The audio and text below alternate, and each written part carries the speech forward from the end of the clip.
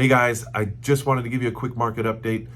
I just had a client ask me a question, so I wanted to come on and make a video to kind of answer this question for a lot of people because it's a question I've been getting asked a lot. So this is directly for her, but I'm going to share it other places and kind of just do a one and kind of done kind of a deal here. So her question was, when do I think prices are going to come down? And it's something that I've been getting a lot of, so I wanted to kind of talk about it. Inventory is really low right now, extremely low. We have about 7% interest rates. We're mid 2023 in June, and there's a couple of things that we need to kind of look at. First, we're going to talk about inventory and why. Then we're going to talk about interest rates. And so my simple answer is I don't think the prices are coming down anytime soon. And here's why. Inventory is really low. Why is it low? Because 80 to 85% of all mortgages in America have a 4% interest rate or lower. If somebody were to make a move, let's say they were downsizing, unless they have had their house for a very long time, they more than likely are going to have to get a mortgage, and that mortgage is going to be equal to, if not greater than, what they're probably paying now by a lot. If you're looking to upsize, more than likely it's going to be a big jump for you. A lot of people that maybe they put it off for a little while, they're able to afford it, but a lot of folks can't.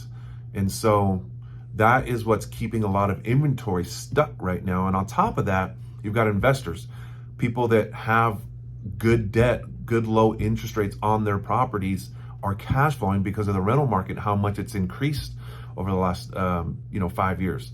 So they're cash flowing a lot of money. They're not wanting to let go of those assets because they're really performing well. So that's what's keeping inventory low. So what are we going to see open up that inventory level? Well, we're going to need to see interest rates come down. Interest rates are high right now, or where they're at right now, because the bond market. So interest rates don't follow what the Feds are doing with their interest rate, but they follow inflation and the bond market. But when the Fed is raising our interest rates for other purchases and doing business, then the investor confidence goes down, which is a reflection, and what that affects is that bond market. When these banks are selling off all of these packaged loans, their confidence in the overall economy is down, and that's why the interest rates are staying high, because that bond market is suffering. So if the government stops increasing the rates, then the investor confidence will go up and those interest rates should come back down. If interest rates come back down, then demand will go up. We should see an increase in inventory, but at the pace that they're being bought, the amount of transactions happening month over month will go up as well. So that's kind of what we saw in 2021 and 2020 is, as fast as you were putting them on, they were coming off. So the transactions were high enough to keep that inventory low. So if interest rates come down, prices are going to continue to climb. This year, we're at 7%. And from January to now, we've seen prices go up. So that's kind of my thoughts on that. The only way, in my opinion, that prices will come down is if we have a massive economic meltdown where we have mass layoffs, job loss, and we're having people not able to pay their mortgages on a massive scale. Right now, the lending guidelines are still pretty strict. You still have to prove that you can purchase this home and you can afford that payment.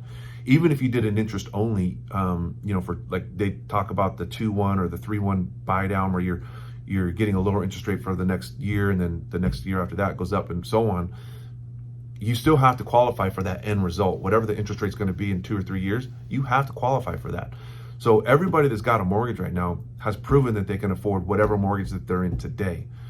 Obviously, if the economy changes, they're giving themselves a pretty decent mortgage in their hopes that the interest rates will come down and they'll be able to refinance out of that.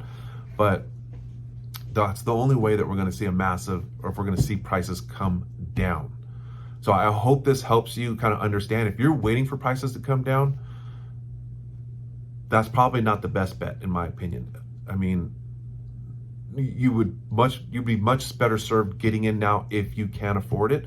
And as interest rates come down later, prices are going up, you can refinance at that time and get into a lower payment, but you're in the market, you've got a house. And one thing to think about, I know this is running long, we're already 5 minutes, but I just really wanted to cover all this. When I bought my first house, we bought it all the way out in Banning because we wanted a house.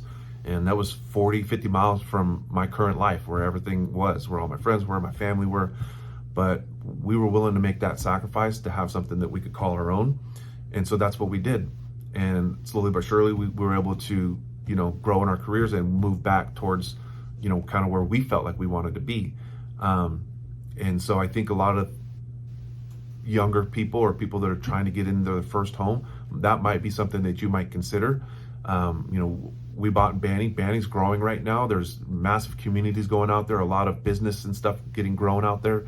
High Desert, Menifee, Winchester, all of that area is growing tremendously right now. There's a lot of good opportunities out there to get into homes, especially new construction. They're doing a lot of incentives to help people buy those properties, which is also making it tough for people that are doing resale, pre-owned homes out there. When they're selling, they're having to compete with those new construction. But that's what we did. When my parents were young and my in-laws were young, we had conversations. They moved to Fontana, Rancho Cucamonga, Norco, Corona. At the time, that was considered the middle of nowhere. Everybody thought they were crazy for moving out there, and look what it's become now. So just some food for thought, and I hope this answered your questions, Jen. And if you guys have any questions, if you wanted to get some information on the market, your situation specifically, how we can help you get a good price, how we can help you maybe find a good deal in this market, just click the link below, because I'm going to use this for social media. Click the link below and fill out the form, and myself will reach out to you and we can have a conversation about what those next steps would be for you. I hope you guys are having a great day. Talk to you soon.